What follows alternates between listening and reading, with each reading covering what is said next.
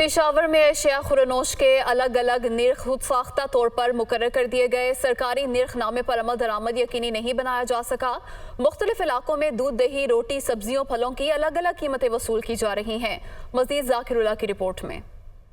पेशावर में अशिया खुरनोश के अलग अलग नर्ख वसूल किए जा रहे हैं। ग्राम फरोशों ने सरकारी नरखनामे को पसे पोश डाल दिया। हशनगरी में दाल चन्ना 240 रुपए फी किलो तो पोश इलाके हयाताबाद में 260 से 280 रुपए में फरोख्त की जा रही है। दाल माश 380 रुपए तो गिरदनवा में 400 रुपए में मिल रही है। चावल इधर हशनगरी भी अलग रेट है, सदर भी अलग रेट है और हैदराबाद भी अलग रेट है। हम परेशान है, क्या करने यार। यहाँ अशनगरी में आ जाते हैं तो यहाँ पर चावल की जो कीमत है 150-200 के करीब होती है ना।